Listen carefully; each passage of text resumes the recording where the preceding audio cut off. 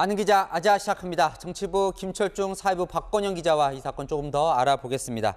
자, 먼저 고인의 명복을 빕니다. 김철중 기자. 네. 이재명 대표가 오늘 오후에 일정을 취소하고 빈소로 갔는데 조문을 하지는 못했나 보죠. 네, 아직까지 이 대표는 조문을 하지 못한 상황입니다. 예정대로라면 오후 1시에 조문할 예정이었는데요. 유가족과 조문 협의가 되지 않아 이 대표가 6시간째 기다리고 있습니다. 유가족이 이 대표의 조문에 부담을 느끼는 것 아니냐는 관측도 나오고 있는데요. 민주당은 부검영장 때문에 유족이 반발하고 있고 취재진들도 많아 지금 조문이 부담스러워하고 있다고 분위기를 전했습니다. 이 대표는 일단 장례식장 주변에서 기다리고 있고 다른 민주당 의원들이 유족과 만나 협의 중인 것으로 전해졌습니다. 네, 박건영 기자, 시청자분께서 이 고인에 대해서 많이 좀 궁금해하시는데, 자, 안타깝게 세상을 떠난 이 고인은 어떤 인물입니까? 네, 이재명 대표가 성남시장일 때부터요, 지금 거리에서 보좌해왔던 인물입니다. 그러니까 정무직 공무원 중에 정진상 전 대표실 비서실장이 있었다면요. 직업 공무원, 그러니까 늘공 중엔 전 씨가 있다 이런 말이 있을 정도로 이 대표 측근으로 불려왔다고 합니다. 이 대표가 성남시장 시절엔 비서실장과 행정기획국장 등을 맡아서 이 성남시 주요 현안들에 대한 대응, 총괄하는 일을 했고요. 이 대표가 경기지사로 취임하자 첫 비서실장으로 재직하기도 했습니다. 2019년부터 지난해 12월까지는요. 경기주택독실공사에서 본부장으로 재직했습니다.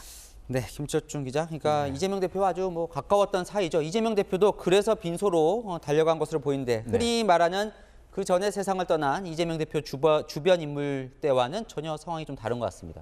네, 사실 지금 거론되는 4명의 고인과 전 씨의 상황은 많이 다릅니다. 산하기관 직원이었거나 이 대표와 일해본 적이 없는 사람들이었죠.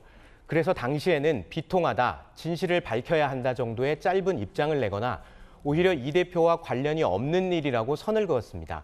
하지만 전 씨는 앞에 설명드린 것처럼 오랜 기간 이 대표와 직접 호흡을 맞춘 직원이었다 보니 이 대표로서는 충격이 클 수밖에 없을 것입니다.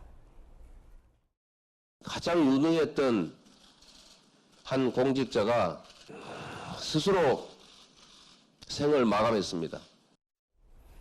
네, 말을 잇지 못하는 모습도 보였는데, 자, 이재명 대표는 그래서 그 분노를 검찰 탓으로 하는 것 같아요. 네, 이 대표는 오늘 전 씨의 수사 상황을 이렇게 설명했습니다.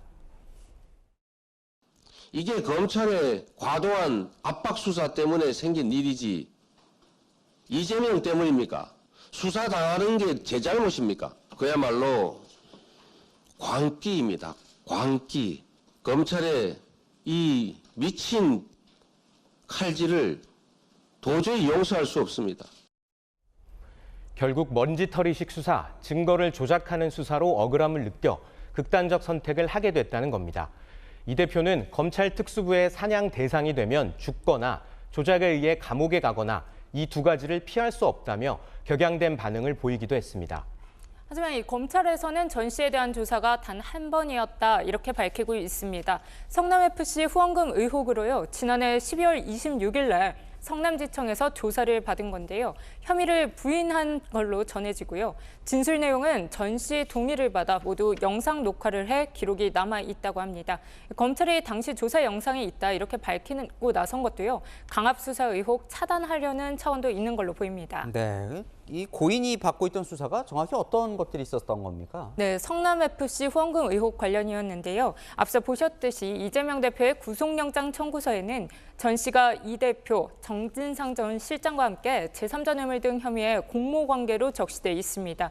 검찰은 네이버가 성남FC의 후원금 납부를 논의하는 과정에서 전 씨가 정진상 실장과 함께 성남시의 입장을 네이버에 전달하는 역할을 맡은 걸로 보고 있습니다. 자, 시청자분께서는 계속 이 고인이 남긴 유서 내용에 특히 관심이 많으신데 취재된 부분까지만 알려주시죠. 네, 우선 전 씨가 작성한 유서 총 6장이었던 걸로 보입니다. 방금 전 제가 취재한 내용에 따르면요. 이 첫 장 중에 이재명 대표에게라고 시작되는 내용이 있었다고 합니다. 여기서 이재명 대표를 언급하면서 이제 정치를 내려놓아야 한다. 더 이상 희생은 없어야 한다는 내용을 담은 걸로 파악되고요. 자신은 실무진으로 시키는 일만 열심히 했을 뿐인데 검찰 수사 대상이 돼서 억울하다는 내용도 적혀 있었다고 합니다. 이 자신이 조사받는 과정에서 가족들이 극심한 스트레스를 받고 있다, 이렇게 호소하는 대목도 있었는데요. 아직은 유서 내용이 모두 공개된 게 아니라 전 씨가 남긴 말이 어떤 맥락에서 또 누구를 향한 아쉬움을 드러낸 건지 정확히 말씀드리기 좀 이른 감이 있습니다. 오늘 위례 신도시 개발 의혹 재판에 출석했던 유동규 전 성남도계공 본부장은 이재명 대표가 책임지지 않아서 생긴 불행한 일이라고 직격탄을 날리기도 했습니다. 본인은 항상 뒤로 물러나 있으니까 이분도 좀 책임질 것은 책임을 져서 이런 일이 좀 발생하지 않았으면 좋겠습니다. 참 만약에 이 유서 내용에 뭔가 새로운 단서가 남겨져 있다면 그걸로 수사를 하거나 그 유서가 증거가 될 수도 있나요? 일단 이 유서에 좀 유의미한, 수사에서 유의미한 내용이 있는지 살펴봐야 할 것 같고요. 이 전 씨가 직접 썼다는 게 입증이 되면 법정에서 증거로 활용될 가능성 열려 있습니다. 이 수사기관이 범죄 혐의 입증에 꼭 필요한 증거라고 하면 재판부가 판단해서 증거로 채택할 수 있다는 게 법조계 분석입니다. 네, 김철중 기자, 정치권 반응도 좀 보면요. 국민의힘은 오늘 이재명 대표를 향해 공격 수위를 아주 높이더군요. 네, 국민의힘은 이재명 대표 측에 꼬리 자르기 희생양으로 극단적 선택을 했다고 봐야 한다고까지 비판했는데요.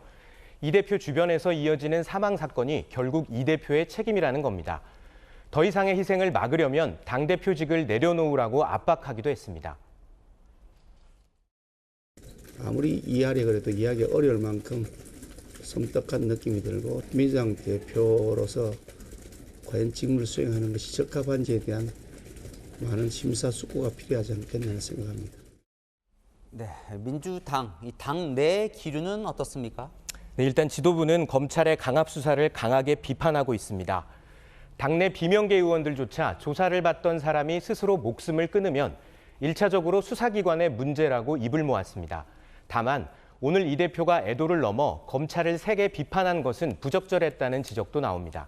한 중진 의원은 어쨌든 본인과 관련해 불거진 일인데 고인을 위해서라도 지금은 침묵해야 할 때라고 지적했습니다.